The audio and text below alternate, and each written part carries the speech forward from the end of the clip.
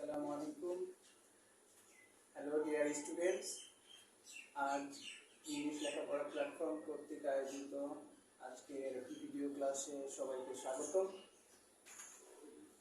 আজ আমি right form of verb সম্পর্কে আলোচনা করব। রাইট ফর্ম অফ ভার্ব আলোচনা করার পূর্বে যে বিষয়টি আমাদের মাথায় রাখতে হবে তা হলো ভার্ব সম্পর্কে বেসিক ধারণা। কারণ ভার্বের কারেকশনগুলোই মূলত রাইট ফর্ম অফ ভার্ব হিসেবে ব্যবহৃত হয়। তো আজকে আমরা একটা রাইট ফর্ম অফ ভার্ব শিখব। তো চলুন আমরা বোর্ডের দিকে খেয়াল করি।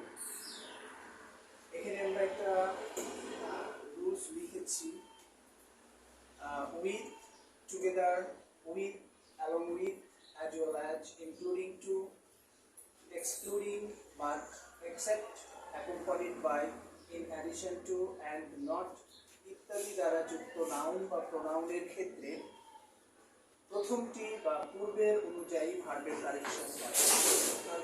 এখানে শব্দগুলো আমরা দেখতে পাচ্ছি, এই শব্দগুলোর প্রথমে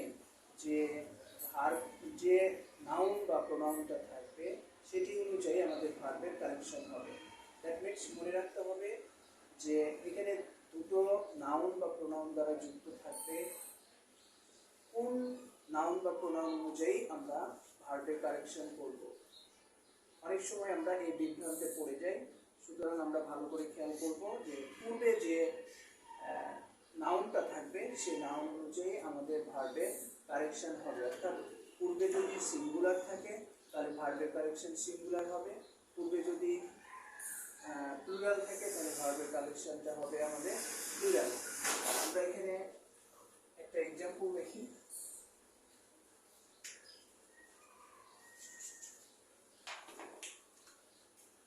একটা কারেকশন দেখি যে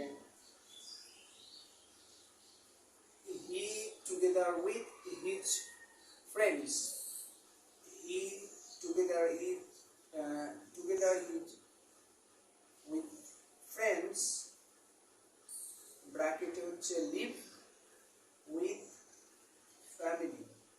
তাহলে আমরা প্রথমে লিখলাম হি টুগেদার উইথ, তারপরে যে নাউনটা সেটা হলো হিজ ফ্রেন্ডস, ব্র্যাকেটে আমাদের ভার্বের কারেকশন লিভ উইথ প্যারেন্ট।